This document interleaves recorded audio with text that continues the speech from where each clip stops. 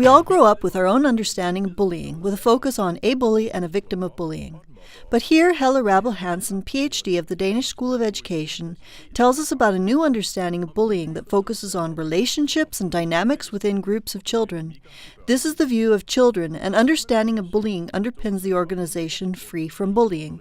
Bullying is seen as an expression of low tolerance within a group of children. These are patterns that we can already see in kindergarten and which develop further in primary and elementary school. Enjoy the report.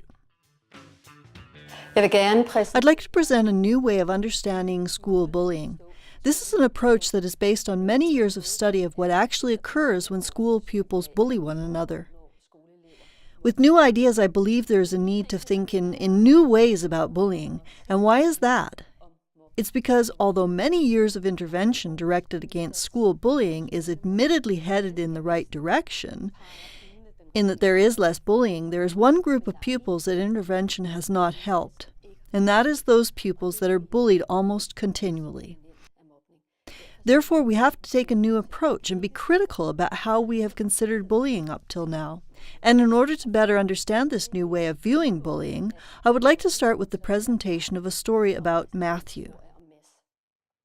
Today, Matthew is a young man who studies sociology and, in his view, has a good life. But Matthew was the victim of targeted bullying throughout his school life.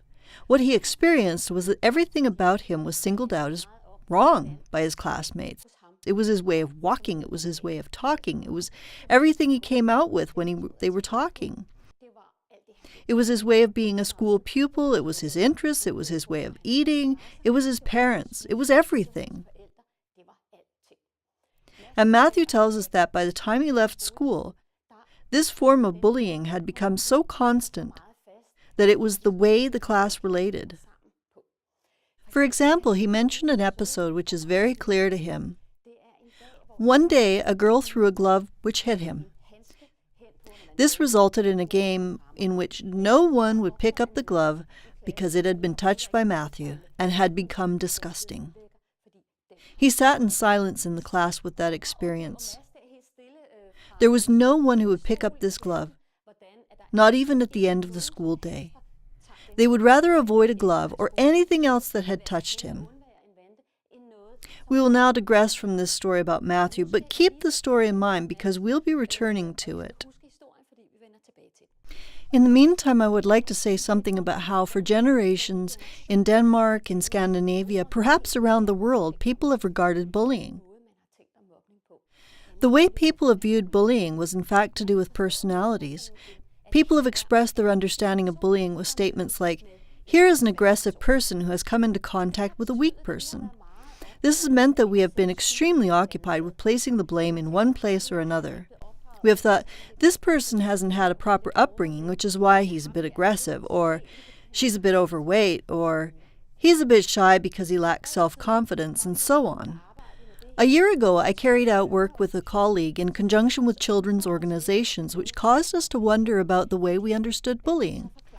The reason for this was there was no explanation for those classes where there wasn't bullying. Did this mean these were just classes where there were no aggressive pupils and it was just that no one was overweight and there wasn't a child who had problems with self-confidence? No, this didn't sound quite right. So we started to get curious about what was really going on when school pupils bullied each other. For that reason, we started a research project. And this entirely new research I would like to tell you about was carried out at the Danish School of Education in the research group EXPUS. Exploring Bullying in Schools. We conducted research among 1,052 school pupils in West Copenhagen into how bullying related to other aspects of their lives. We asked a lot of questions about pupils' view of themselves, about their home life, their relationship with their parents.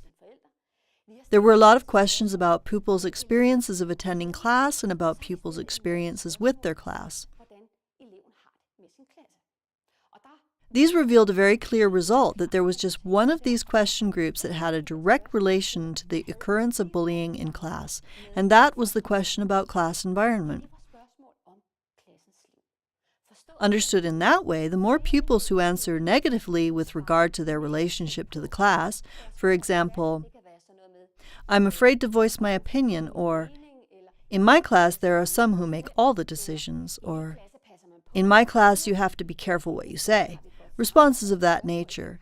Then there was a high occurrence of bullying. And in contrast, if many pupils answered positively to the question about the life of the class, there were fewer instances of bullying.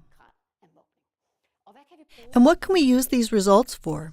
We can use these results to look critically at what our views of bullying have been up to now. This is because there are indications that bullying is not to be found in a pupil's self-confidence or self-worth.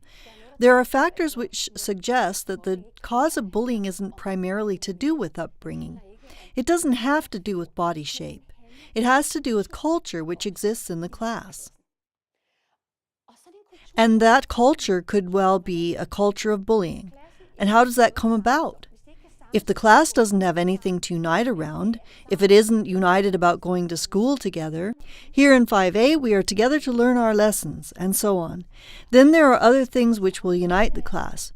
Humans have a need to have a shared purpose, and one thing that can unite the class is deciding who is in and who is out. We have noticed, as flies on the wall, in school, in classes where bullying takes place, that it is in fact a focal point for the whole class. Each pupil in the class has their own little role in that motor we call bullying. And the scary thing is, the longer the motor has been running, the more right it feels for them who are a part of that motor. And now we'll return to Matthew, who I was speaking about earlier. Matthew, in fact, mentioned an interesting thing. He said that one day some of his classmates were talking about American rap music. Now that just happened to be one of Matthew's big interests, so there were a lot of things he wanted to contribute. He had lots of information, lots of things he wanted to talk about, but he didn't. He held back because he was used to the way the motor was. He was not one of those who should take part. He should withdraw and be inconspicuous. Now, if you could imagine that you're a classmate or a teacher or parent who has perhaps been sitting on the sidelines and seen Matthew and the incident with the glove or the classmates and rap music, it could be that those who are looking at these incidences would say, Matthew's not being bullied. He's the kind of person who wants to keep to himself and withdraws into the background. And this is precisely the problem with this commonplace, out-of-date view of bullying. And that is, we have placed the blame on particular people. We haven't considered the opposite, which is about the way children and groups of people can react together. It can be a reaction to not being invited to be part of the group. So my proposal to redefine our views on bullying is that we consider bullying as a form of fellowship, a pattern of inclusion or exclusion to unite around, a form of exclusive we fellowship in which people are thus excluded by their own. Researchers are thus in agreement that we should be critical about how we have considered bullying up until now. Research shows that class environment and well-being are the most important factors in the occurrence of bullying. If the class cannot unite on anything else, it will unite on who can decide who is in and who is out. Bullying, therefore, doesn't have to do with particular individuals, but should be viewed as patterns of inclusion and exclusion that pupils can be a part of.